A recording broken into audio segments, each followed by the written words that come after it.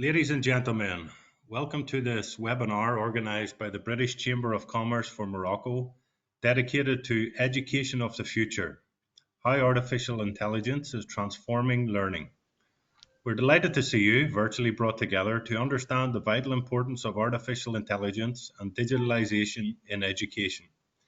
In fact, artificial intelligence is a constantly evolving technology that revolutionized a number of sectors, including medicine, engineering, finance, and agriculture. Education, which is considered as one of the cornerstones of our society, didn't escape this transformation, and it's deeply changing the educational landscape with the arrival of applications and devices for both learners and teachers. In Morocco, many initiatives are being implemented by the government to ensure that the key performers in the national education systems are ready and able to exploit this potential and guarantee inclusive, equitable, and high quality education. This webinar will be a chance to explore the opportunities, challenges, and ethical implications of integrating artificial intelligence into the education system in Morocco, as well as in the UK, which is considered as a pioneer in this field. We have with us today a panel of speakers whom I would like to thank for responding to our invitation. It is my pleasure to welcome Madame Salma Karim, Head of Human Capital and Innovation Department at the Agency of Digital Development. She will be giving us more detailed explanations of the national vision for digital transformation, the projects currently underway to enable the various missions to be carried out successfully, as well as the challenges encountered and the future prospects. I would also like to thank Mr. Richard Costello-Udi, Headmaster of the British International School of Casablanca, a school whose ambition is to take the next step and integrate technology into the learning experience. Mr. Udi will be giving us an overview of the work being done to modernise teaching methods in Morocco and support learners and teachers. My thanks also go to Mr. Robert Basmadjian, Associate Professor at the College of Computing and Professor at UMCP, a pioneering university in the development of AI in Africa and also in exchanges with UNESCO on artificial intelligence and its role as a lever for development in Africa. He will help us to understand the challenges of new technologies and to think about how they can be used responsibly and ethically. Thank you to the Department for Business and Trade, represented today by Mr. Richard Grubb, Regional Manager Africa and Europe, and Mr. Tamir Ismail, Regional Manager Africa and UK, who will give us a global vision of the UK's position in terms of technology. The country, which has brought together experts in artificial intelligence for its first summit this year, wants to be a driving force in this field. Before handing over to our moderator, I would like to thank all our partners for their invaluable support and commitment: OCP, Spirit Aerosystems, Aqua Group, British International School of Casablanca, and Kutubia. Please feel free to ask questions, share your thoughts, and interact with our speakers. And I wish you all a good webinar. Merci Steven. Bonsoir à tous. Bienvenue dans ce nouveau webinaire qui va donc concerner ce soir l'éducation et l'intelligence artificielle. On va accueillir dans un instant nos invités que Steven nous a présentés. Juste un mot pour compléter avec peut-être ce chiffre qui vient de sortir il y a quelques jours, celui du Forum économique mondial. 2% des emplois dans le monde seront perdus d'ici 5 ans. C'est une estimation qui a été délivrée donc il y a quelques semaines maintenant. 2%, ça représente plus de 69 millions, plus de 14 millions d'emplois, pardon. 69 millions d'emplois seront créés, 84 millions d'emplois seront perdus, c'est donc le ratio. Et cela pose la question, bien évidemment, du système éducatif pour l'avenir. Il va falloir changer notre système éducatif. Dès maintenant, des changements commencent à s'opérer pour pouvoir insérer les futurs employeurs sur le marché du travail. Il faut que tout cela change et qu'on intègre bien sûr l'intelligence artificielle. Et c'est justement ce paradigme-là que nous allons voir ce soir. Qu'est-ce qui se met en place aujourd'hui au Maroc? Y a-t-il des exemples concrets? On en verra. Qu'est-ce qui se fait à l'international, au Royaume-Uni en l'occurrence, et quel type de collaboration on peut mettre en place entre nos deux pays? Pour cela, pour répondre à ces questions, nous avons donc Madame Salma Karim, qui est chef de département du capital humain et l'innovation à l'ADD, l'Agence de développement du digital. Bonsoir, bienvenue. Bonsoir, Monsieur Benoît. Je suis très ravie de faire partie de ce panel prestigieux. Je remercie le président de la Chambre de commerce britannique au Maroc et je suis là pour pouvoir présenter un peu ce qui se fait au Maroc et donner une overview sur ce que l'IA représente dans le système éducatif marocain. On vous retrouve dans un instant. Merci d'avoir accepté notre invitation. Avec nous également Monsieur Robert Bazmadjian, professeur associé au College of Computing de l'Université Mohamed VI Polytechnique. Bonsoir, bienvenue. Bonsoir, merci pour l'invitation. Je voulais vous dire que je viens d'arriver il y a un mois. C'est hallucinant que j'ai vu l'infrastructure qu'il y a à l'UM6P. Je suis là pour dire quelques mots et la vision de l'UM6P par rapport à l'intelligence artificielle. Alors avec vous justement, on verra effectivement ce que fait actuellement l'université, peut-être quels sont aussi les projets. Avec Salma Karim, dans un instant, on verra quel est le rôle de l'ADD justement pour promouvoir, intégrer l'IA dans le système éducatif. Et puis deux interlocuteurs du Royaume-Uni, Monsieur Richard Grubb, qui est responsable régional Afrique et Europe du département for Business and Trade, et un autre Robert Costello qui est avec nous. Richard, pardon, je suis fatigué, Richard. J'ai cru qu'il y a deux Richard et un Robert. J'ai fait le mauvais ratio, excusez-moi messieurs. Richard Grubb, good evening, welcome. Le micro qui est désactivé. Donc Richard Blum qui est responsable régional Afrique et Europe au département for Business and Trade, et Richard Costello-Huddy qui est directeur de la British International School of Casablanca et qui va nous parler justement de ce que fait l'école internationale de Casablanca, britannique, pour pouvoir regarder peut-être de plus près de potentielles collaborations à l'avenir entre nos deux pays. Je rappelle que ce webinaire est le vôtre et que bien sûr vos questions dès maintenant pour pouvoir y répondre avec nos invités tout à l'heure. On va commencer donc ce webinaire avec vous, Salma Karim. Je crois que vous avez prévu une présentation, si je ne me trompe pas. Alors, tout à fait. À vous poser peut-être d'abord la plus simple, mais qui permet de poser le décor. Est-ce que vous pouvez nous donner un aperçu de l'intégration de l'IA aujourd'hui dans l'éducation au Maroc ? Tout à fait. En fait, l'IA a été adoptée au Maroc très très tôt, donc à travers un chantier qui a été adopté en 2019 par l'Agence de développement du digital, qui est le chantier écosystème d'intelligence artificielle. Donc ça, c'est la première pierre à l'édifice de l'intelligence artificielle au Maroc officiellement à travers un organe gouvernemental. Mais avant de passer aux détails de ce milestone très important pour l'intelligence artificielle au Maroc, il est opportun d'apporter des éléments de contexte, vu que j'imagine que le public de ce webinaire, il est un petit peu très transverse, donc des éléments d'éclaircissement quant à la genèse de l'intelligence artificielle et comment elle a été adoptée au niveau des différents systèmes éducatifs, pour après ça, peut-être aller au détail de ce que l'on fait au Maroc. Donc si on peut passer directement au premier slide relatif à l'évolution des usages de l'intelligence artificielle dans l'éducation. Donc l'intelligence artificielle, c'est une science qui est née très récemment, donc au niveau des débuts du siècle précédent. Donc dans son début, c'était un sujet surtout dédié à la recherche et au développement. Et depuis les années 50 jusqu'à 1980, c'était surtout l'occasion des universitaires et des chercheurs de pouvoir tester et mettre en œuvre des solutions de tutorat, de adaptative learning à intégrer au niveau de l'éducation de façon très embryonnaire et à très petite échelle. En fait, les années 90 et 2000 ont vu un peu le développement et l'adoption des systèmes de gestion de l'apprentissage, notamment tout ce qui est digital learning à travers les LMS, et à travers ces outils-là, l'intelligence artificielle a été adoptée à plus grande échelle et avec la contribution de technologies émergentes comme la réalité virtuelle et la réalité augmentée dans l'éducation et spécialement dans l'éducation des STEM.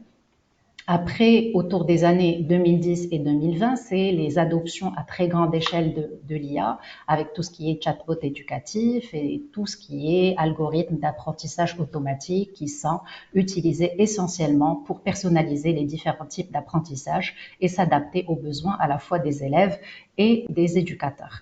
Donc, pour ce qui est des années 2020 et les perspectives pour 2030, donc les technologies de l'IA, c'est des technologies qui sont de plus en plus dans l'usage quotidien du grand public. Donc, il y a l'explosion de l'IA générative, tout cet engouement et ce buzz autour de ChatGPT et les autres Bard et Gemini qu'on vient de témoigner cette semaine.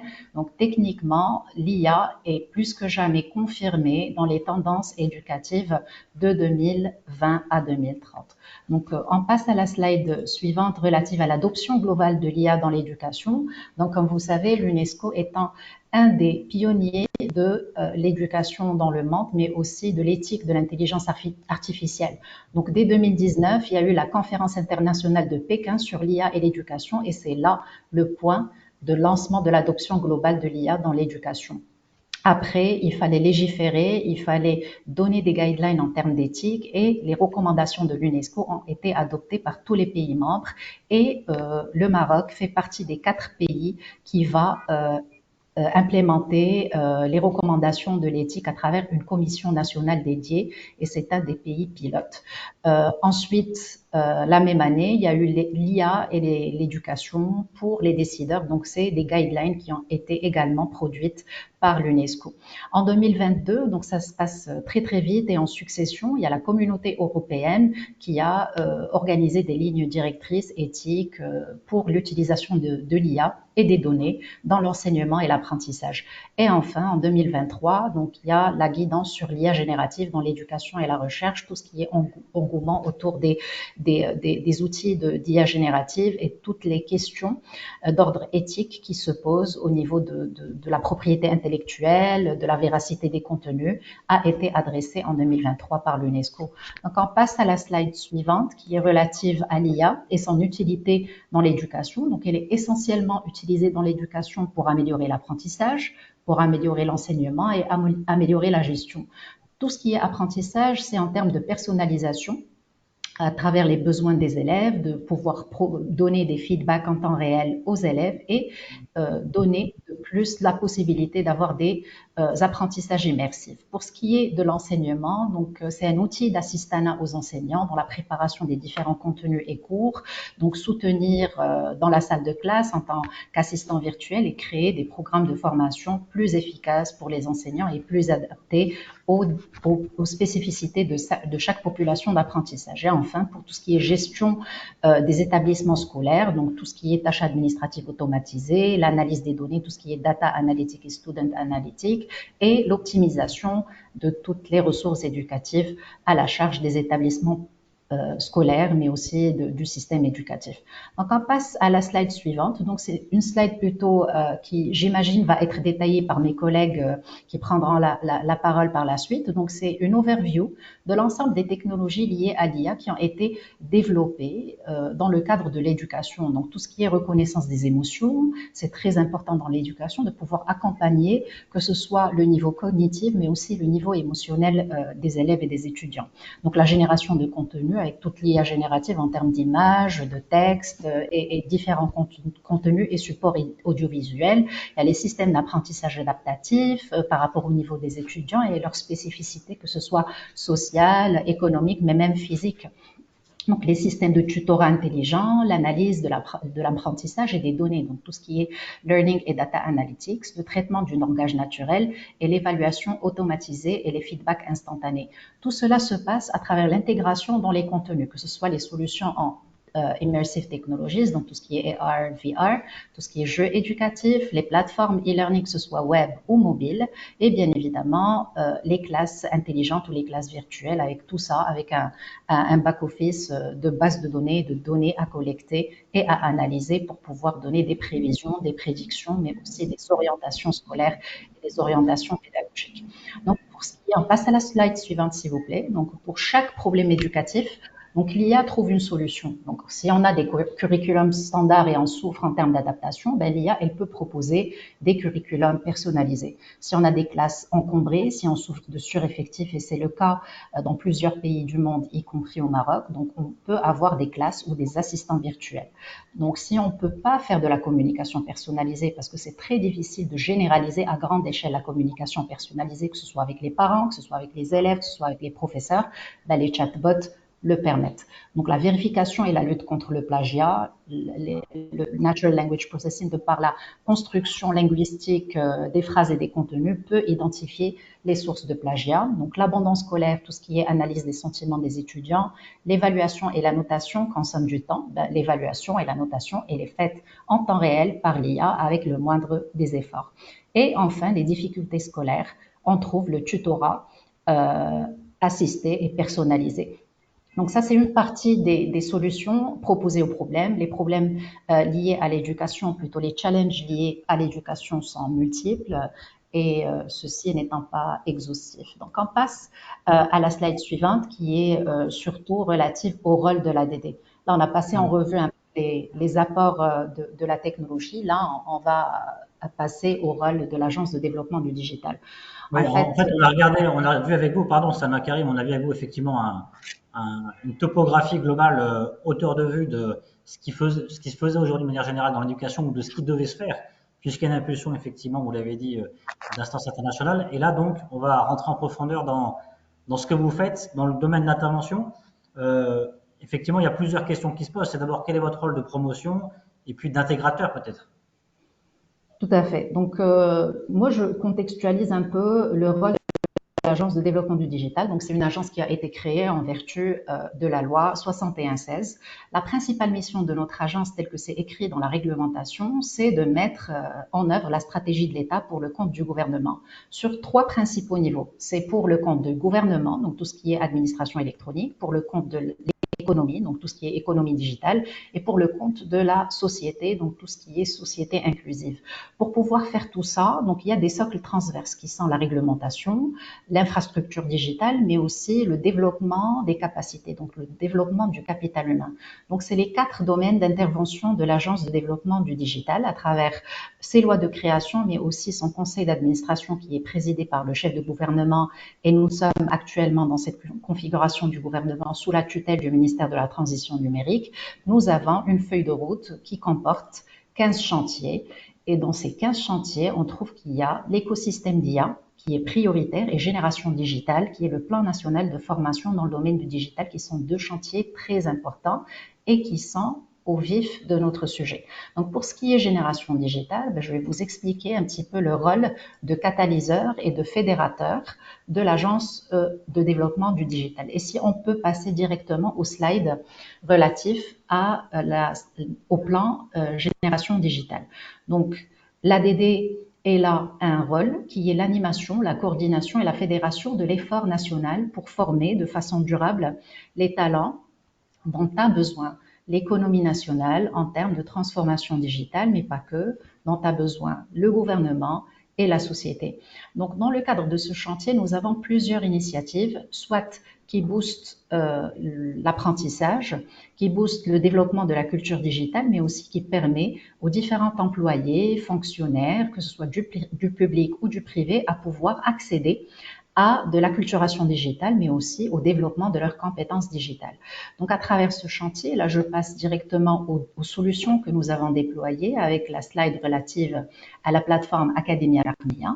Donc, l'agence a lancé depuis plus d'une année, donc 1 année et demie, une plateforme nationale e-learning. Donc, cette plateforme nationale e-learning, en plus d'utiliser dans son socle des technologies relatives à l'IA, notamment des chatbots, est destinée à 3 catégories de population. Elle est destinée au grand public à travers un contenu sur mesure en Darija pour pouvoir expliquer à tous les citoyens ce que c'est que les bases de la transformation digitale. Mais en plus, elle est destinée aux professionnels du secteur privé, donc notamment les PME, les TPE, les startups, et aux professionnels du secteur public, notamment l'administration centrale et l'administration locale. Donc pour ces professionnels, il y a une offre de développement des compétences digitales qui est packagée sous forme de parcours de formation, soit des parcours de formation d'entrée, donc pour les gens qui ne sont pas initiés à la transformation digitale, qu'on appelle découverte digitale, soit à des parcours de formation de spécialisation pour des personnes qui sont averties, qui savent ce que c'est que la transformation digitale, mais qui veulent développer leurs compétences par rapport à une technologie donnée, notamment l'intelligence artificielle. Donc là, et si vous pouvez passer au slide du catalogue de formation. Donc la plateforme Academia Armia, elle comporte un catalogue de formation qui est très riche. de plus de 1200 heures de cours en ligne dans le domaine du digital à travers les 11 parcours de formation, y compris les soft skills. Mais nous avons un focus sur la partie intelligence artificielle et la data avec 10 cours en asynchrone et qui comportent plus de 95 heures de formation. Donc, si vous pouvez passer à la slide suivante qui montre un petit peu les principales thématiques que nous adressons à travers cette plateforme. Donc, nous avons des introductions à l'analyse pour les non-data analysts. Nous avons des notions sur le deep learning, donc la programmation en Python. Nous avons l'intelligence artificielle pour l'entreprise, le web scrapping, donc des thématiques qui intéressent les personnes qui sont en vue d'acquérir de nouvelles compétences en intelligence artificielle et en big data. Donc, les cours sont en ligne et sont accessibles sur inscription. Et nous avons différents partenaires privés et publics qui travaillent avec nous sur la plateforme pour pouvoir enrôler le maximum de bénéficiaires du domaine du corporate, que ce soit du secteur privé et public. Donc, la plateforme Academia Raqmia, elle est après une année et quelques de déploiement, elle comporte une communauté d'apprentissage de plus de 26 000 bénéficiaires. Donc, pour pouvoir animer cette communauté d'apprentissage, nous avons des rendez-vous virtuels et présentiels pour pouvoir driver un peu l'intérêt et les skills au niveau digital. Et nous organisons des webinaires également sur des thématiques d'acculturation, mais aussi des thématiques qui intéressent notre public d'apprentissage. Donc, tout dernièrement, lors de ce mois de novembre, nous avons organisé avec Google un séminaire, donc un webinaire pour pouvoir démystifier l'IA générative. Et nous avions eu un expert de chez Google. Nous avions eu assez de chance parce que cet expert, il était marocain. Donc, nous avons un collègue marocain à Google qui a voulu bien expliquer ce que c'est que les b.a.-ba de cette technologie relative à l'IA générative. Donc, c'est ce type d'action, d'acculturation, de sensibilisation, mais aussi de formation très poussée en termes d'intelligence artificielle que nous mettons à disposition de l'écosystème intéressé par la transformation digitale au Maroc, que ce soit le citoyen, mais aussi l'entreprise et l'administration. Donc, si on peut passer à la slide suivante, si vous permettez, donc relative au programme Khawarizmi. Donc, le chantier Génération Digitale, il est articulé autour d'actions de formation, donc dans lesquelles on se place en back-office et en front-office. Donc, en back-office, on accompagne les organismes de formation pour pouvoir adopter des technologies digitales éducatives, mais aussi développer leur curriculum de formation. Et en front office, en développant nos propres produits formation, notamment l'Académie Raqmia, entre autres. Donc, ça, c'est une partie. Mais Génération Digitale, c'est aussi promouvoir l'innovation et la recherche scientifique à travers plusieurs actions. Et là, je cite le programme d'appui à la recherche scientifique appliquée sectorielle dans le domaine de l'IA et du big data.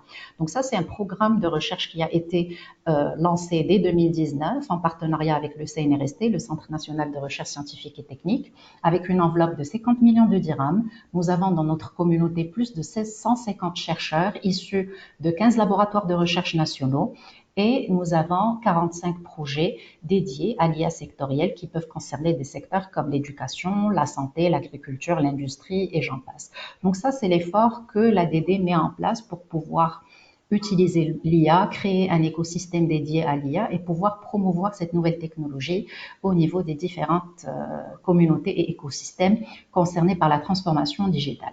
Donc en fait, l'ADD travaille également avec des organismes pour pouvoir pousser aussi leur transformation digitale dans le domaine de l'éducation. Donc, nous travaillons avec la direction du programme GENI qui elle-même développe plusieurs formations des formateurs dans l'intelligence artificielle, notamment avec le PNUD pour ces formateurs, mais aussi développe des caravanes pour les enfants dans le milieu rural et le milieu périurbain. Donc, des caravanes coding qui intègrent l'intelligence artificielle. Il y a le pacte ESRI avec le ministère de la Transition numérique pour développer de nouvelles formations et de nouvelles façons de développer les skills digitaux au niveau de l'enseignement supérieur, y compris l'intelligence artificielle. Il y a l'OFPPT avec lequel nous avons travaillé très tôt pour pouvoir mettre à jour la carte de formation, que ce soit pour les instituts de formation classiques de l'OFPPT, mais aussi dans les CMC. Et grâce à cette collaboration, il y a des nouveaux profils comme le Data Steward qui est né et actuellement enseigné au niveau des différents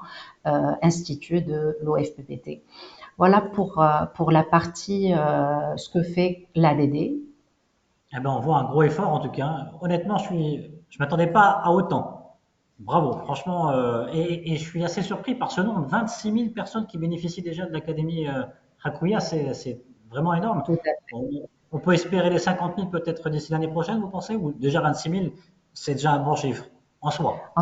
En fait, nous avions dans l'objectif d'atteindre 10 000 personnes. Donc déjà, on a doublé l'objectif.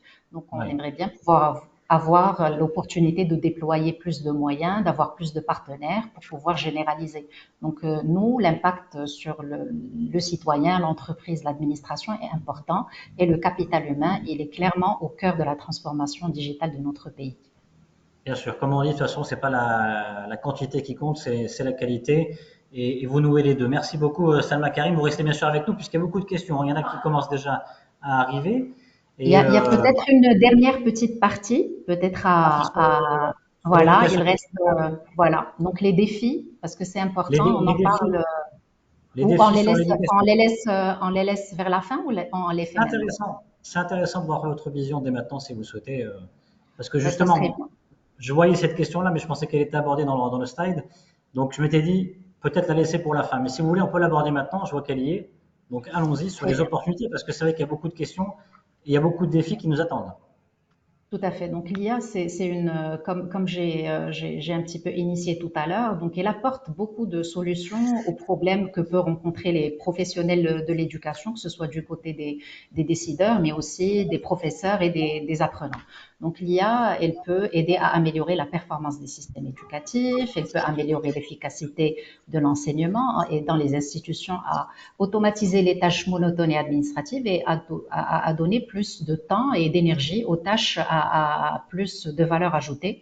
Donc, elle permet la personnalisation de l'apprentissage, donc tout ce qui est inclusif, parce que les enfants, les jeunes ont des besoins spécifiques en termes d'apprentissage, mais ça permet aussi de couvrir des populations qui ne sont pas adressées par les systèmes classiques d'enseignement. Donc, elle permet de soutenir les élèves en difficulté. Elle a le potentiel de proposer des solutions innovantes pour les professionnels de l'éducation et peut aider à préparer les élèves et les étudiants aux emplois du futur. Et pour tout ce qui est point de vigilance pour le Maroc, il est recommandé de pouvoir mettre en relief les éléments suivants et bien évidemment, on aura l'occasion d'en discuter avec les autres collègues invités. Donc, la confidentialité des données. Donc, c'est important de protéger les données des élèves, des professeurs et des établissements.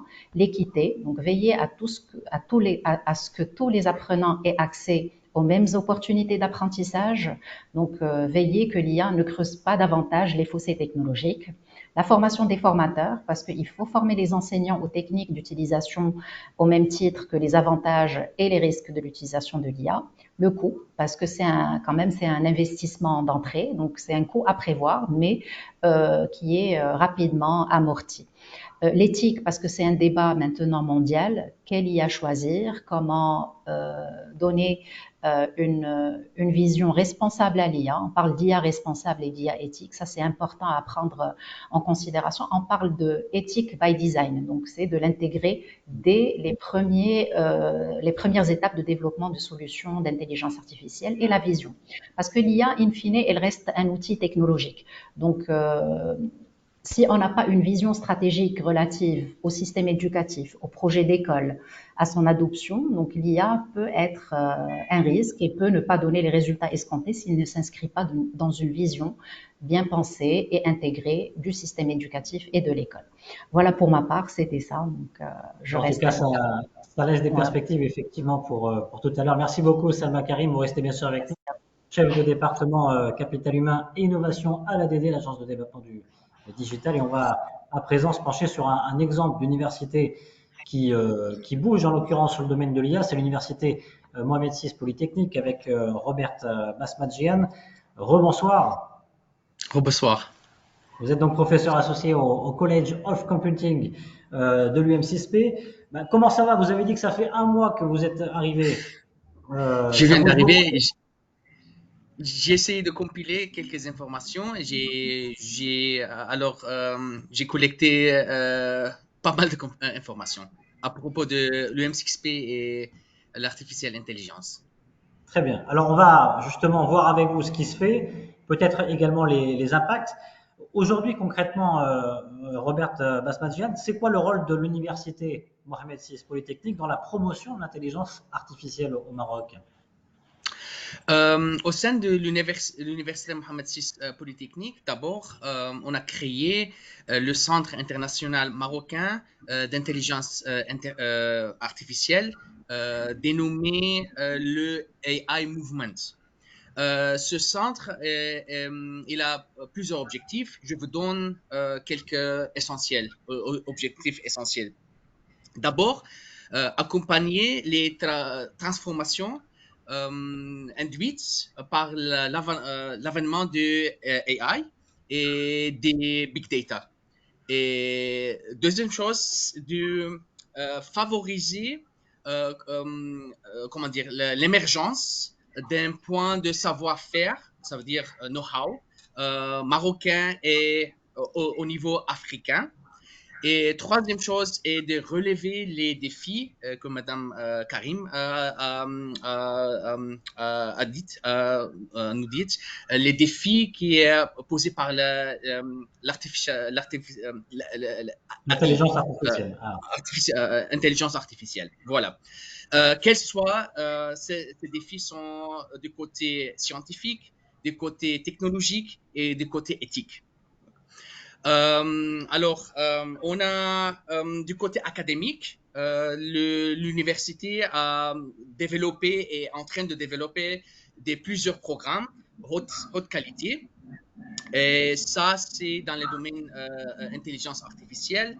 Ces programmes se passent par l'enseignement, par la recherche et aussi par les projets R&D, Research and Development, innovatifs qu'on a avec l'industrie. Et ça nous a permis et nous va permettre de faire une excellente collaboration avec l'industrie. Ça, c'est très important pour nous, la collaboration avec l'industrie. Ça, c'est la réalité. Et aussi, il nous a permis de organiser des événements.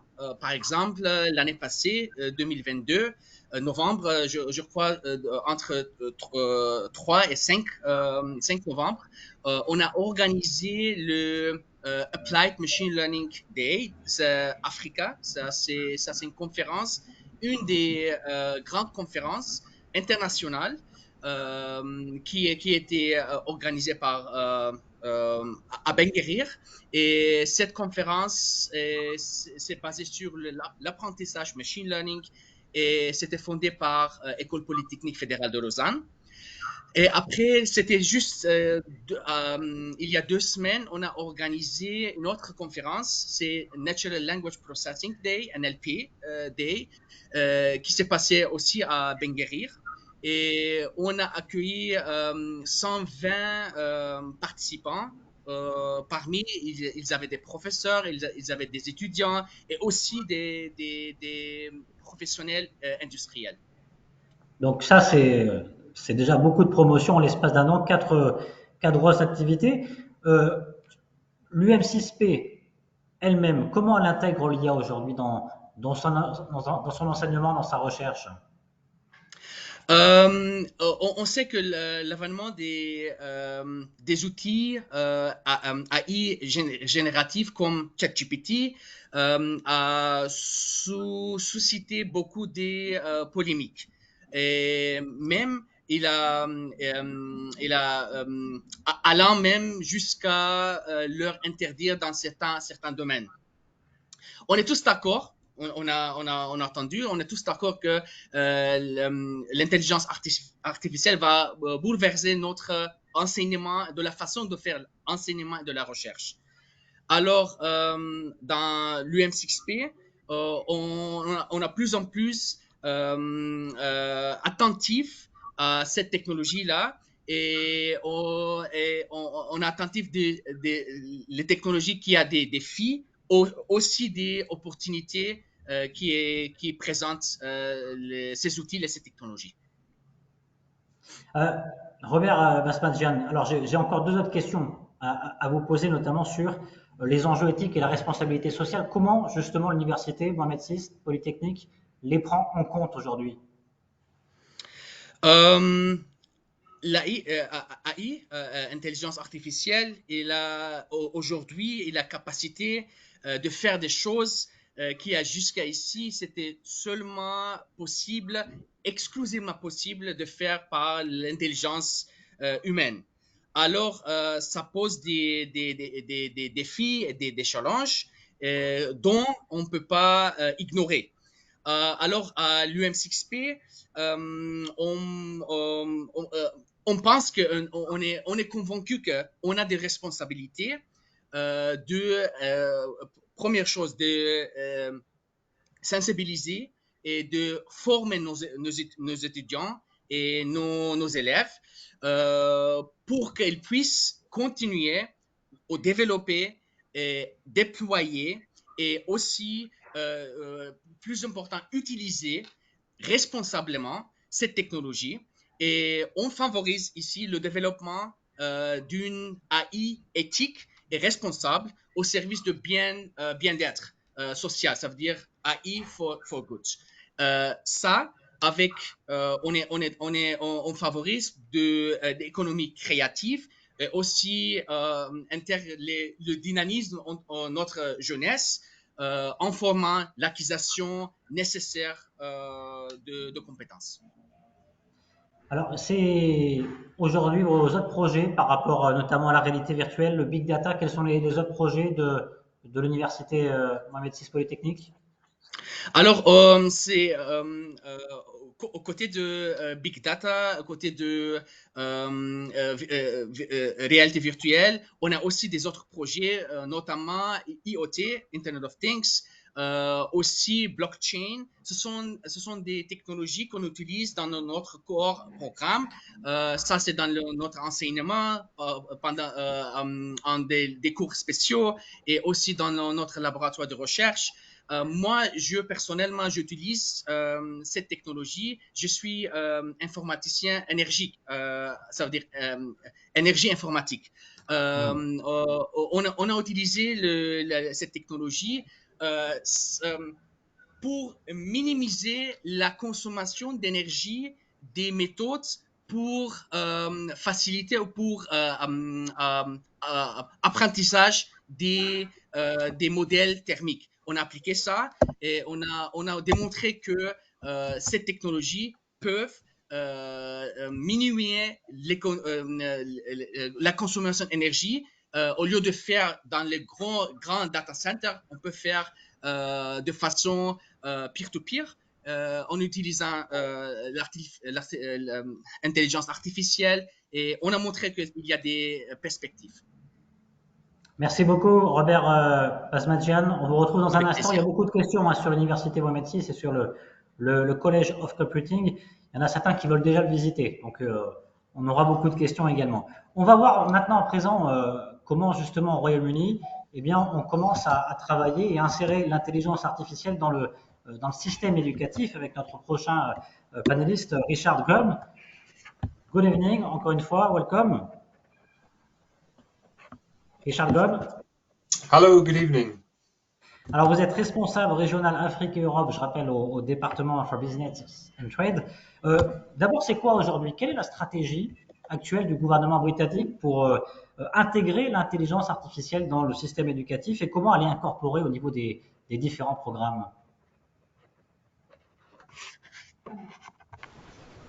So, Mr. Grab, we all know that the United Kingdom is considered as the most prepared to bring artificial intelligence to governments, especially to public services. Can you please tell us more about the government's current strategy for integrating the artificial intelligence into the education sector? Yes, of course. Yeah, and many thanks for inviting me to this evening's webinar. Apologies for my inability to converse in French. I'm afraid my school French probably doesn't keep up with the conversation this evening. Just I may apologize. Some quick background. One of the first things I'll say, you may have seen on the flyer that my colleague Tamir Ishmael was originally down to join us tonight. Unfortunately, I think he is actually in Morocco at the moment, but he's traveling around and he's unfortunately unable to join us on the webinar.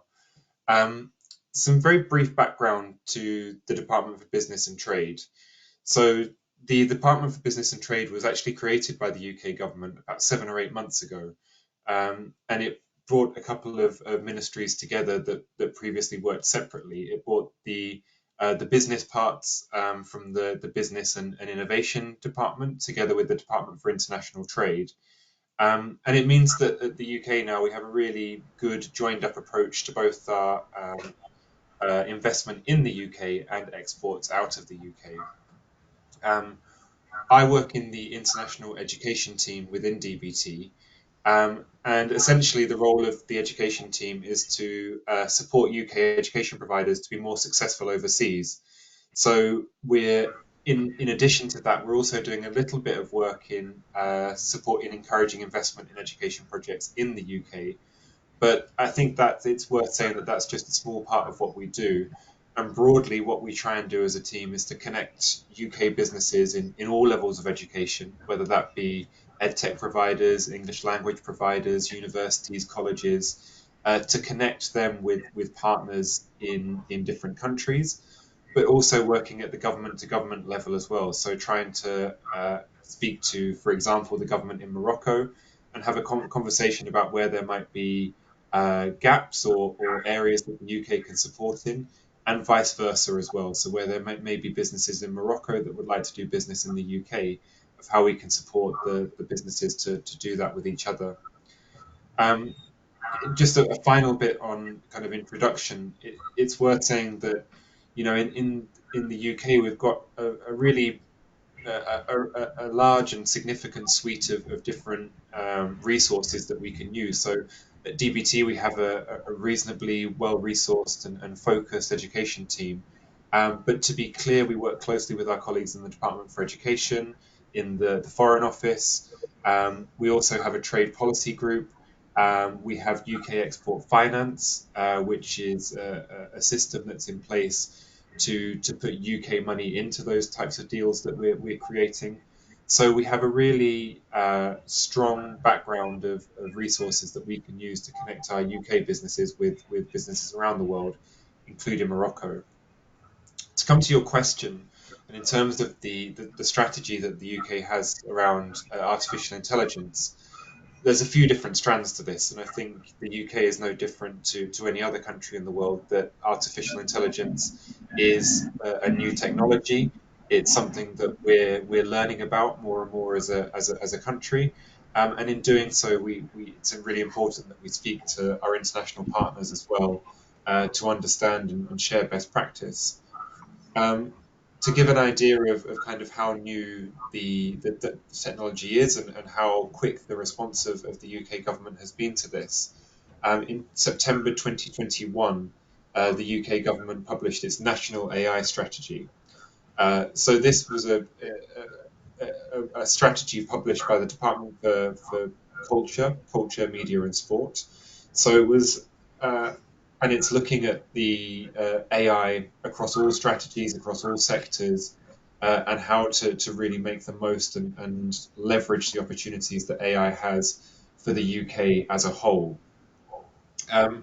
When it comes to education more specifically, I think it's fair to say that when we look at AI, we're still really looking at it in the realm of education technology, and I think it's to a degree, it's helpful to kind of separate AI out and look at it specifically. But I think at the moment, it's probably more helpful to look at AI in the big picture of education technology. And that's certainly how we approach artificial intelligence within our team here at DBT. We have a number of different sector teams. We have a higher education sector team, a skills sector team, an English language sector team, and then we have our education technology sector team, and that's where our expertise is in AI. This is reflected in two separate strategies that I'd like to point to. So first of all, the Department for Education have an education technology strategy that was published in 2019. And again, the purpose of this strategy is to look at education technology in the whole and how it can be leveraged for the UK. So looking at the different types of education technology that we can bring into our schools, how we can train and support teachers to deliver that AI. And yeah, within that, there's a couple of really key policies that I'd like to mention. One is a short-term ambition, which is to develop a skills boot camps. So I think one of the things that was highlighted within this strategy was where there are skills gaps in the area of AI in particular. And that's not just in schools, that's across all levels of education. So, with AI being such a new technology, when we're developing strategies as a national government, it's important that we look at both the levels of formal education, so from primary education to secondary to universities, but also lifelong learning opportunities as well. And one of the areas that our national AI strategy has is this policy for skills boot camps that anybody based in the UK, any citizen, will be able to access in the future. And a more long-term ambition is to ensure that the AI programs that we implement in our schools are accessible to all. I think access and inclusion is something that's really important for this UK government, and ensuring that that's reflected in the leveraging of opportunities that EdTech has. And just finally, to mention in terms of strategy, within the Department for Business and Trade, we work very closely with the DFE in in a strategy called the International Education Strategy. The International Education Strategy is a 10-year strategy that was published in 2016 for the first time. It's really around education exports. So it's around increasing student recruitment to the UK, but also increasing the exports that we bring back to the UK in terms of things like transnational education, of English language provision, but also in EdTech as well. So what that means practically is that there is very specific legislated for government support for EdTech businesses in the UK, which is great for the businesses in the UK, but it also means that we have a really strong EdTech and AI sector in the UK. And then there's the added support that helps those companies export to other countries around the world, which means that we can work with partners such as Morocco and others in the area of AI. Donc, un département Business and Trade qui a un département spécialisé pour gérer l'IA au sein de la Grande-Bretagne, pour supporter les étudiants, les accompagner dans leur processus.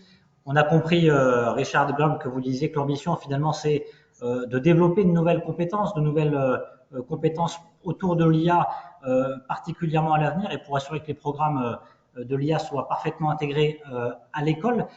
Justement, quelles sont les mesures prises en dehors de ça aujourd'hui pour former les éducateurs au sujet de l'IA pour qu'ils puissent enseigner efficacement? Yes.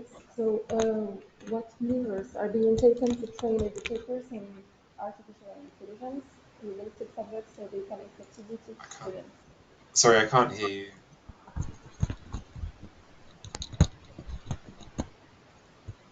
Yeah, can you hear me? Great, thank you. Yeah, okay. So thank you for all these informations. Can you please tell us what measures are being taken to train educators in artificial intelligence related subjects so they can effectively teach students? Yeah, of course. I mean, I won't add too much on this, other than to come back to the EdTech strategy in particular. And this is something that the Department for Education's EdTech strategy is really, really clear on, is that in order to be successful in leveraging the opportunities of EdTech, it needs to be a multi-stakeholder approach. So I think it's important and it's good that we put students at the heart of any kind of education strategy, and that we talk really clearly and specifically about the opportunities that we can bring to students. But without a well-trained workforce of teachers, the opportunities won't be able to be maximized as we would like. So the DFE strategy is multi-stakeholder, and the engagement that the strategy has is not just of those within the system, but also those outside of the system as well. So the teachers, but also the business community. So looking at working really closely with the students, the teachers, and the businesses that are providing EdTech solutions, and that allows us to have a much more successful approach to this. A couple of other things to mention on EdTech in particular. I want to mention one thing, and kind of the purpose of one of the great things that AI brings to the classroom is actually the ability to remove the workload on teachers. So some of the tools that UK companies have been developing are around things like marking. So again, looking at the strategy that the UK has toward EdTech, we want to recognize first of all that the teacher is crucial to the success of the student. So we don't want to just simply say that AI is a tool that can remove the workload on teachers and that there'll be less requirement for teachers. We see that there will be the same requirement for teachers in terms of hours, but the way that we can use AI tools means that we can actually focus that time in a much more beneficial way for the student. So there are certain things that machines can't do, the human interaction between a student and a teacher, but there are things that AI can do, which is things like the marking and the work that a teacher might be doing late at night by themselves in a tick box exercise. So I think it's important that when we talk about teachers and when we talk about AI, we talk firstly about the training that teachers need to have, but also the benefits that many AI models can have to the way that the teacher takes on their work as well. Richard Grubb, comment aujourd'hui votre département travaille au niveau national pour connecter son secteur EdTech avec les pays où il existe peut-être une demande pour des solutions IA, et quel type de partenariat, de collaboration on peut imaginer à l'avenir avec des pays étrangers et donc le Department for Trade and Business? So, Richard, how does DBT today work at the national level to connect its EdTech sector with countries where there is demand for artificial intelligence solutions? And do you think that there are any collaborations or partnerships with other countries for sharing best practices in this field? Yes, it's a shame. I'm regret looking back on my days at school now and regretting that I don't speak French better, because I think some of the earlier presentation possibly spoke to this, and in particular the ambitions.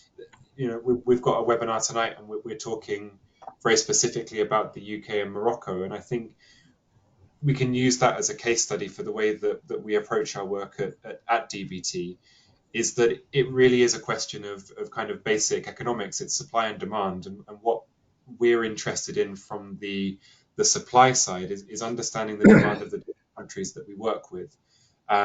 So if we take Morocco as an example, what we would want to do at the government to government level is have conversations around, what are the AI ambitions of Morocco? Where are their gaps that need to be filled? Where is there a need for support in a particular area? And I think the point of this is that there's no such thing as a one size fits all. The school system in the UK is very different to the school system in Morocco. There are really significant inequalities that exist in the school system in Morocco. So you can't simply have a system, an intervention that's focused on those with good internet access, with the technologies that exist in classrooms in private schools, because those systems won't be there in the public school sector in many cases. In terms of kind of how we work at the government to government level, we have one thing I didn't mention at the start in my introduction to the team that we have at DBT. We've got our HQ team where I work here in London, but we also have a really strong network of staff based around the world. And if we use Africa as an example, we have a sector team that is based in Egypt. We have about 3 people working directly in our Africa sector team, but then we have a number of trade advisors that are based in embassies and high commissions around the continent. So in Morocco, we have trade advisors and we have sector specialists that work in education. And the way that I work with them is to really use their expertise. Generally, our sector experts are nationals of the countries that they're working with. They have good links to the government, and they're in a position that they can talk to us in HQ and really let us know where there might be opportunities to work together with different countries. In terms of kind of the sharing of best practice and how we do that, it's really linked to that point. And another area that we work with, that we work in, is trade shows, exhibitions, conferences, and a good example of that in January next year. There's the BET conference, BETT, which is the largest gathering of EdTech organisations in the world. There'll be about 25,000 people coming to London for that event. And what we do at DBT is we bring we bring delegations from our partner countries to London to engage with businesses, with investors, with those interested in EdTech technologies here in London. So we'll be bringing a small delegation from Morocco over to London for that. We'll be bringing our sector advisors from DBT, but also a small number of Moroccan businesses as well, whether that's schools or others. So I think there is potentially opportunities for businesses to join that trip. I'll leave details or I'm sure my details will be passed on after the webinar. But that's just a small example of where we can we'll bring our small delegation from Morocco. We've got a similar team coming from Senegal. We've got a team coming from South Africa, from Egypt. And obviously, if you put all of those people in a room together, that's the perfect environment for sharing best practice and really understanding where there are new technologies coming. And also from an investment point of view, to find investors, to find people that have the money to invest in these types of technologies. And just, finally that's the kind of the business part of it.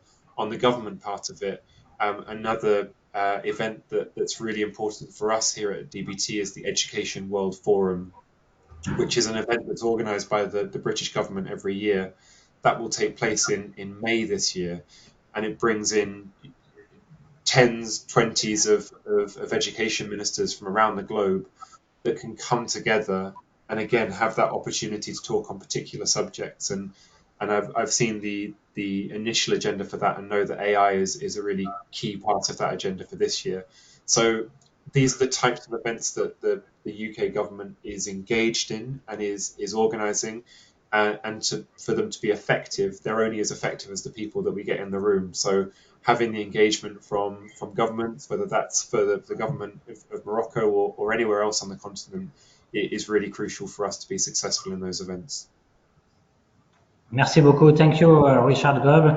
Je rappelle que vous êtes responsable régional au département des affaires et du commerce britannique. Vous restez bien sûr avec nous. On va à présent s'intéresser justement à un cas concret de partenariat et de coopération entre le Royaume-Uni et le Maroc. C'est bien sûr l'école internationale britannique de Casablanca, la British International School of Casablanca, avec Richard Costello qui est avec nous. Welcome, good evening. Good evening, sir.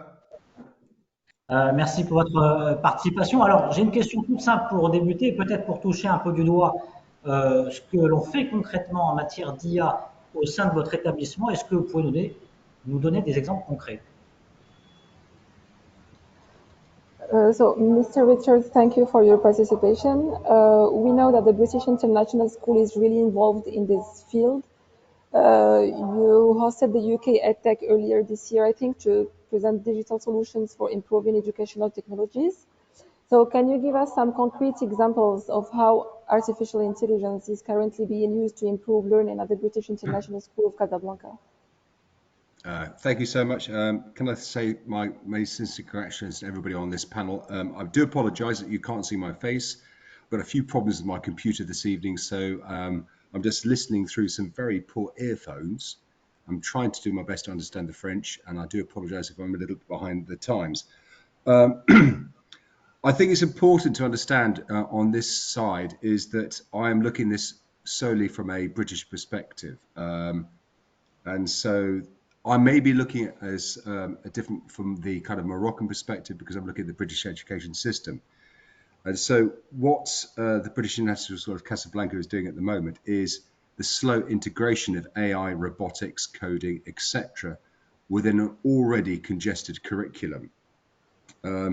We try and keep the core essentials of a UK curriculum for the Key Stage 1, i.e. the younger students up to the age of 5, 6, focused on the humanities, English, languages, mathematics, etc. But what we're doing at the moment is trying to, well, we're not doing, but we have started the program of integrating into Key Stage 2, Key Stage 3, Key Stage 4, and Key Stage 5.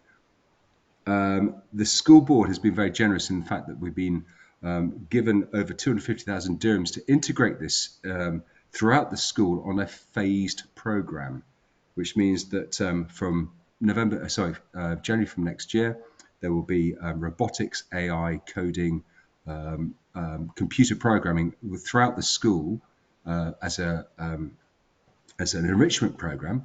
And then it will be further embedded within the curriculum from 2024-2025 within Key Stage 3, 4, and 5, which is very interesting for the school because obviously in an extremely congested curriculum, which the British curriculum is, trying to instigate that into an already busy program of languages, humanities, arts, drama, etc., is a very challenging kind of problem for the leadership team at the school and the board. However, I think the key thing here is that creating a kind of a coordinated program towards integrating the key subjects such as the humanities and languages, etc., within the context of having the sciences and obviously IT involved is an interesting dilemma that we have at the school, but it's something that we're definitely going to push through.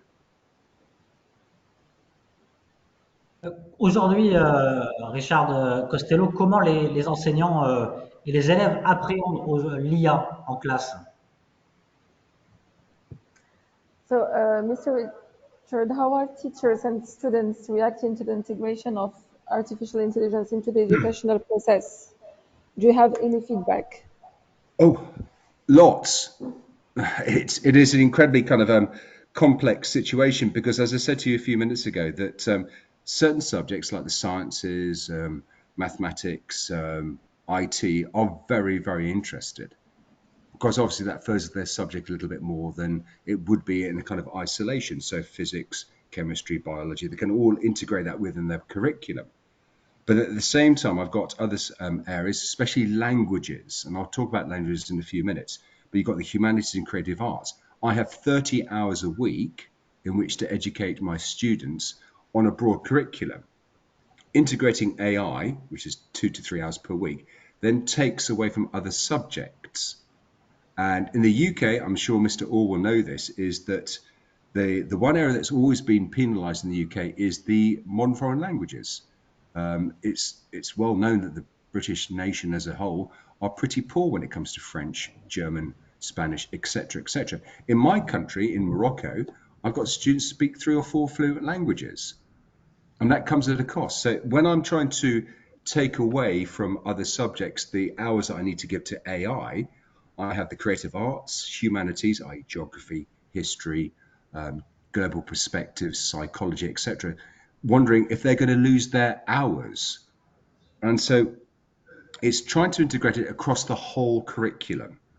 And it's trying to get my staff to understand it's not just about, you know, the benefit of the sciences, but the benefit for everybody else. And so, you know, what I don't want to do, and Stephen will know this better than anybody else, the languages in this country are superb. Yeah, the Moroccans are unbelievably fortunate that you can speak 3 languages fluently, mostly 4. But I don't want to take that away at the expense of by having to instill, you know, the kind of AI robotics at the cost of another subject. It's a very difficult kind of area that I have to plan. Richard Costello, est-ce que l'IA, selon vous, elle peut vraiment personnaliser l'enseignement pour chaque élève et est-ce que c'est déjà le cas au sein de votre établissement? So, Mr. Richard, in another level of integrating artificial intelligence, do you think that artificial intelligence personalized teaching for each student? I was intrigued listening to Richard Grubb's concept of AI and the role of the teacher. He got it absolutely spot on. Is the fact that more importantly, you need a positive human interaction between the teacher and the student. That's the key thing in any form of education. I think that was witnessed over COVID, students not being able to interact with other students not being able to interact with other members of staff, etc., etc. And therefore, you have that kind of weird kind of scenario where students who were left to be by themselves and left to learn independently did not make the progress that a normal student would make if they were in a normal classroom environment. And so his idea, his notion, or his thought that you need that positive interaction is totally correct. However, I think already the British education system uses AI to a certain extent in how we grade our students. Most of our schools will use baseline assessments, which is an algorithm generated of 2 to 3 million students over the last 10 years. And we will look at how a student can progress based on that data, which is exactly what AI is. And so there is that kind of successful integration between the two areas of the human input and the artificial intelligence input, which should, and in theory, actually have benefit to the student, because that's ultimately what we want. More than anything else, we want our students to make the best possible progress. We do not want to be stuck back in the 20th century, we don't stuck in the 19th century. We want to progress. And therefore, whatever tools we have at our fingertips to ensure that the student's best progress is made is obviously a wonderful thing we can use. Last question, Richard Costello, c'est finalement comment vous envisagez aujourd'hui l'avenir de l'éducation avec l'intelligence artificielle? Comment vous l'envisagez et à quelle évolution on doit se préparer selon vous dans les prochaines années?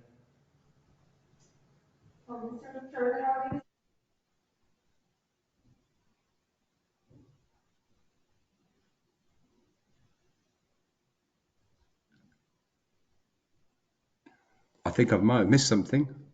No, we've lost you guys. Laundry, we have lost you. Stephen, are you still there? Yeah, I'm still here. So last question, how do you see the future of education with artificial intelligence, especially in Morocco? And what developments do you foresee for over the next few years?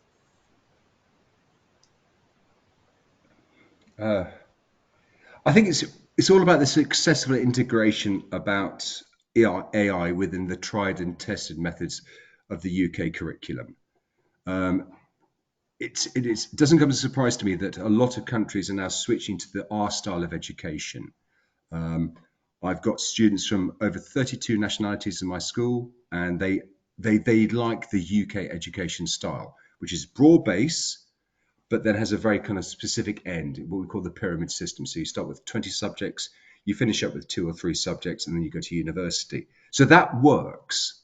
And for me, that's one of the most important things, is that we channel our students to having an education ability to go around the world. It could be the USA, it could be Canada, it could be UK, it could be whatever it's going to be. And therefore, I think as long as I can maintain that for my students and my board, then I'm happy. But then I don't want, as I said a few minutes ago, I do not want this to be a cost of any other subject. We have to remain, 21st century thinkers, and therefore we have to embed it within our curriculum. How we go about it and balancing all the needs of other subjects and other requirements is the key thing.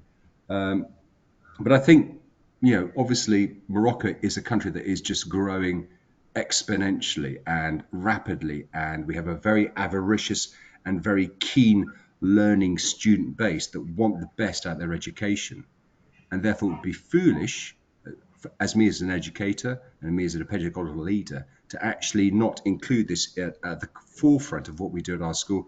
And I'm sure that's the reason why the board has approved this significant input into the kind of the curriculum budget to make this at one of the most important parts of our school life. Merci Richard Costello, vous restez bien sûr avec nous puisqu'on aborde avec vous la séance des questions-réponses. Il y a eu beaucoup de questions durant cette ce webinaire. Peut-être d'abord une réaction, Stephen Orr, président de la Bridgeham, sur le passage en revue finalement de tout ce qui se fait aujourd'hui en matière d'IA, non seulement au Maroc, mais aussi au Royaume-Uni, et des collaborations concrètes qui se font et collaborations futures. Yes, thank you. The collaboration is obviously extremely important between the two countries and beyond. And I've listened very intently to the French and the English, and I understand both very well, I'm glad to say. But I would like to just touch on one point, if I may, first of all, which is for everybody, all of the panelists, not to forget, and I'll speak as not as a president of the chamber here, but as a parent of children, not to forget the parents, because by nature we're older than the children, therefore we're more skeptical, we're more afraid. We hear about AI being introduced into school and we start to think, okay, this means the teachers will go. What does this mean for the children? How will that work in education? So I would ask, I didn't hear much about it, but I would ask that we don't leave the parents behind, because when children come home, we start to think things like it's robots are going to teach our children here and the teachers will be gone, and how will that work? So we get a little bit crazy as we get older, I would say. So my biggest comment tonight would be to try and find a way to also integrate the parents in this journey, because children come home and say, hey, we're getting AI, we're learning this. I've heard a lot actually from my own children about learning coding and all of the rest of it. And if we don't understand it, it's hard for us as parents to be involved in that teaching process as well, because homeworks have to be done at home.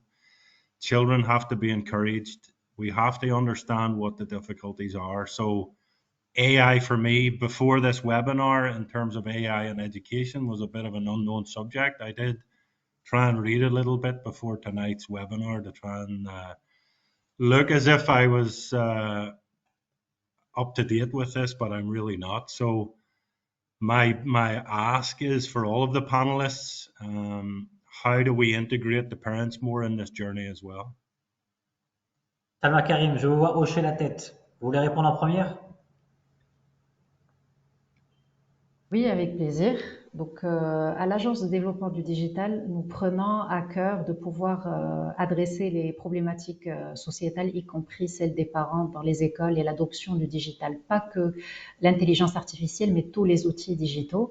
Donc, c'est pour dans cet objectif que nous avons lancé une initiative nationale qui s'appelle e-Himaya. En arabe, ça veut juste dire e-protection. Donc, c'est un portail national adressé aux parents, aux élèves, aux éducateurs, pour pouvoir sensibiliser au préalable de l'utilisation des technologies en termes de data protection, en termes de cybersécurité, en termes de même cyberbullying. Donc, c'est des problématiques qui font face aux enfants sur Internet, que ce soit dans un contexte d'amusement, donc de entertainment, mais aussi dans un contexte d'apprentissage, d'éducation. Donc les parents, ils sont dans les devoirs, ils sont dans l'accompagnement de la présence des enfants sur Internet, notamment en termes de même durée face aux écrans, parce que les enfants, tout dépend de leur âge, c'est-à-dire du préscolaire en passant par le primaire, le collège et le lycée. Le temps de visionnage des applicatifs, mais aussi des contenus digitaux, ce soit sur tablette, mobile, a des restrictions qui sont sur des normes internationales également. Donc, on essaie à travers cette plateforme qui est disponible en arabe, en français et bientôt en anglais, de pouvoir donner des guides, des cours, des capsules de sensibilisation et même plus que ça.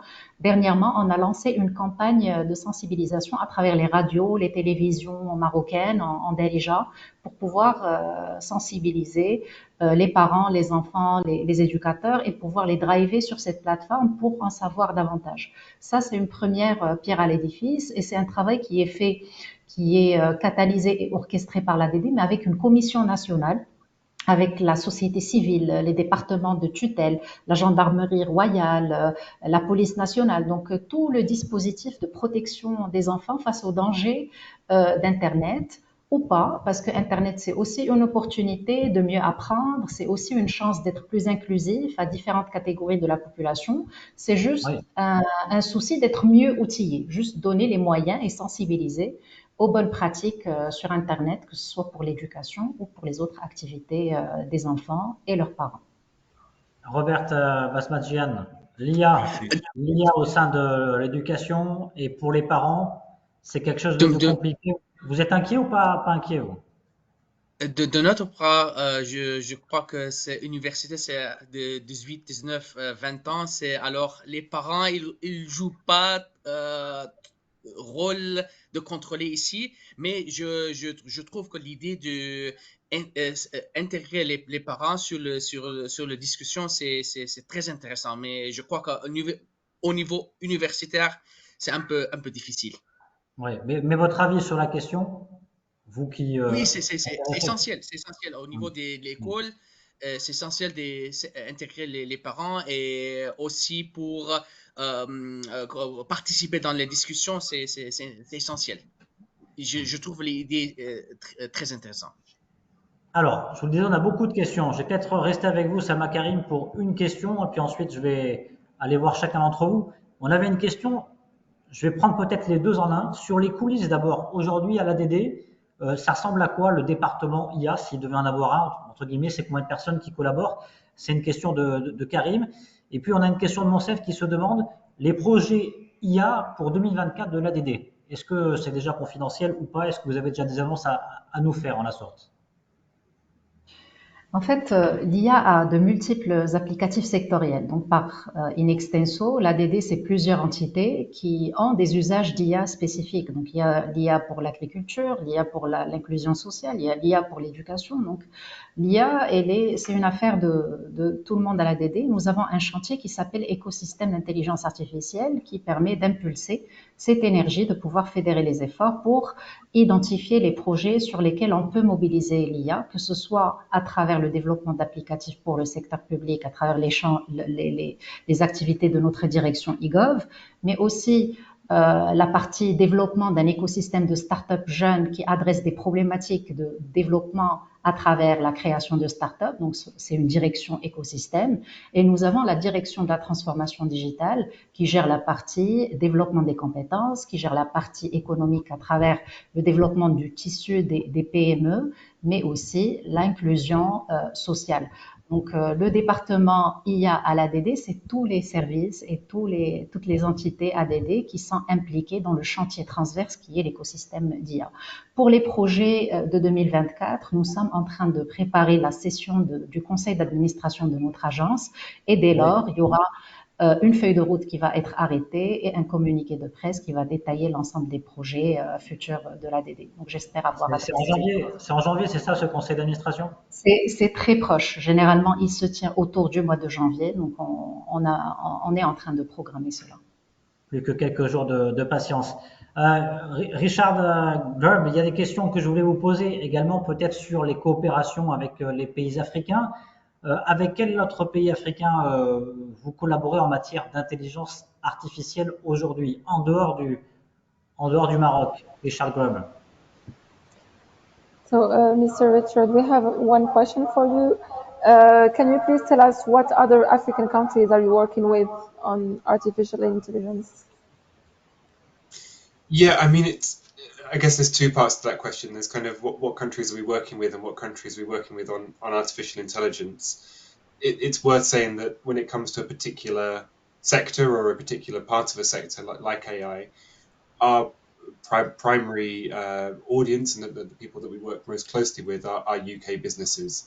So the purpose of the work that we do at DBT is around exporting British products and British innovations into different countries around the world. So the AI sector in the UK is one of the leading AI sectors in the world. It's the leading AI sector in Europe. We've got over 1,000 companies that we work with that work in the area of EdTech generally, and many of those working in the area of artificial intelligence as well. So it makes my job and my colleagues' job a bit easier because we've got a really good for want of a better phrase, we've got a really good product to sell. We've got a really good product to take to the different markets that we work in. So we've got this expertise, and we've got UK companies that we work with.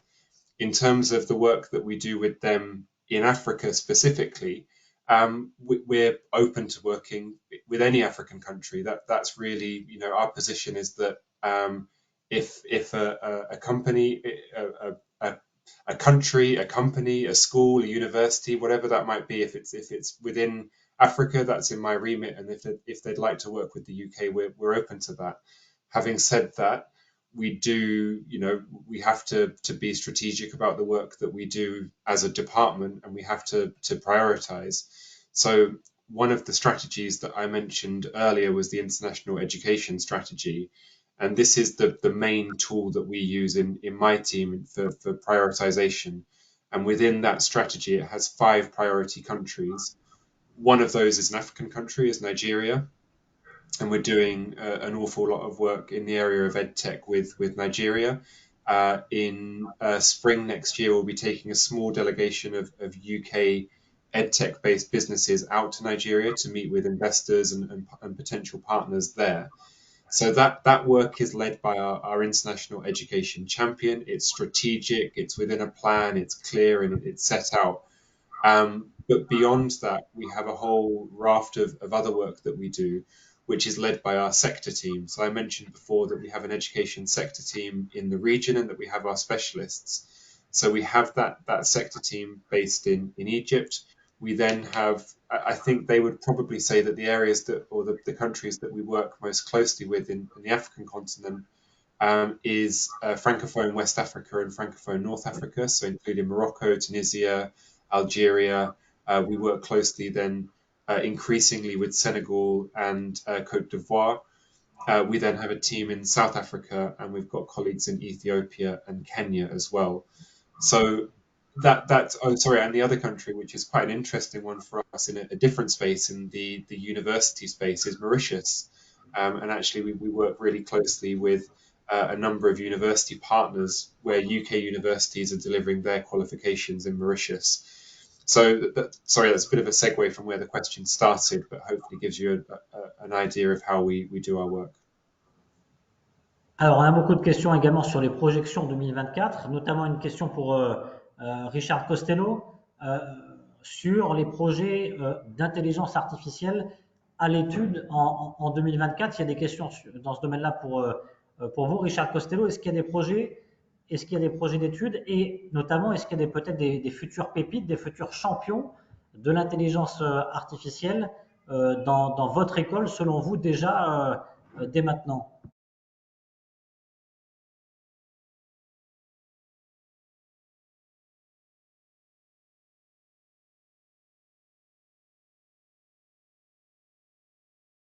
Haven't got the translation yet. I do apologize.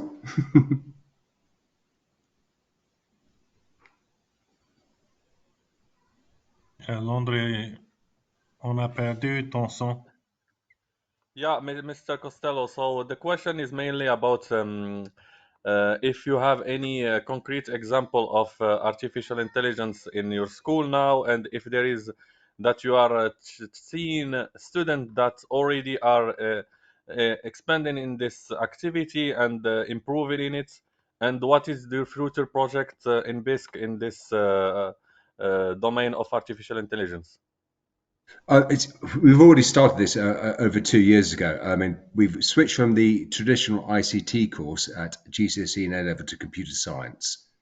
So all the students will study computer science as a norm if they undertake this at Key Stage 4, Key Stage 5. This means they'll have to understand coding, they have to understand data manipulation, etc., which is all part of the kind of process towards this idea of simulation of human intelligence. And so they are very, very, very knowledgeable of this. And so it's already been embedded. But can I go back to what Stephen said earlier on? Because it's a very intriguing point. And the fact is that us as educators will just literally osmose all this kind of information, this kind of new educational ideas as of norm, because we have these new innovations every single year. And I have to go back about 3 or 4 years ago when Mandarin was the key buzzword within UK education, international education. And the fact is, we just take this on as being normal. The students take this on as being normal. It's the parents who are always left behind. It always is, because they have other lives. They are the people that go out to work. They're the people that look after the children in the evenings. They have to earn a living in order to provide an income for their students, their children, to go to school. And so I think Stephen's point is incredibly valid, that all these wonderful ideas and these wonderful innovations are very important for the students' well-being, but parents have to be involved in the decision-making process at every single stage. Because if I was to have a kind of a snapshot of my school and get 30 parents in, or 50 parents in, or 60 parents in, they all have individual requirements. And therefore, it's all, again, about a balancing act. And especially international education. I've got expatriate children from 32 countries. I have Moroccan children. Half of my students are Moroccan children. Each wants something different. And then the parents want something different. And therefore, bring them all along on the same journey is one of my key aims and one of my key problems in satisfying both parental need and student need. So therefore, the slow integration, but making sure it's integrated, is one of the key things I have to ensure. At the same time, parental buy-in, because at the end of the day, I am a business, because I'm an independent school, parental buy-in is one of the most important things I have to keep in consideration, as well as student well-being. It's a very complicated business. Robert Basmadjian, sur peut-être les projets en 2024 et sur les coulisses également du College of Computing, à quoi ça ressemble si vous devriez nous faire la visite? Oui, je vous invite à faire une visite. L'infrastructure ici, c'est énorme. Et ils sont en train de grandir. Alors, chaque jour, il y a des travaux. C'est le plan 2024. Alors, au niveau du College of Computing, c'est d'être numéro 1 au niveau de Maroc. Ça, c'est le projet et on travaille ensemble avec les professeurs, avec les étudiants et avec les doctorants pour venir à ces objectifs-là. Et du côté du projet d'intelligence artificielle, je vous invite, il y a une conférence qui va se passer, c'est pas ici à Bengere, c'est à Kenya. C'est le 4e version de conférence Applied Machine Learning Africa qui va, c'est en février 27, entre 27 et 29 février, on va, comme Bengere et OM6P, on va participer. C'est notre objectif de donner quelques workshops, quelques cours et participer sur la conférence. Ça, c'est notre objectif, pour l'année 2024. Alors, peut-être une dernière question pour vous, Richard Gomme, sur les collaborations que vous souhaitez voir développer avec le Maroc en matière d'intelligence artificielle.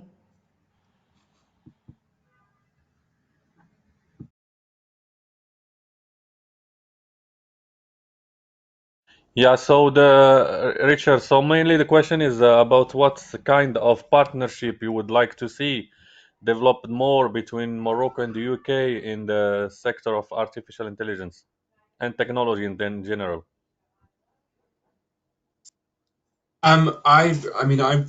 The other caveat that I'm going to give, I'm going to plead or use an excuse. I think that I've been in post for just over a month now.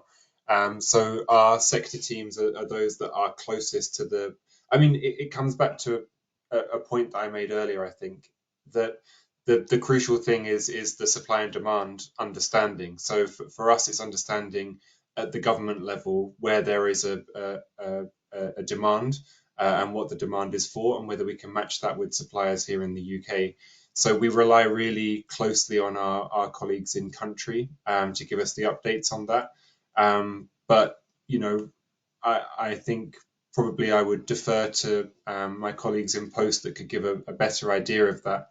But also I would say that any companies or any, whether it's a school, whether it's a university, whether it's a member of government, whether there's anybody on this call that is interested in working with UK companies, get in touch with me after the webinar. We can put you in touch with our colleagues in Post, and they can work closely with you to match up the two parts.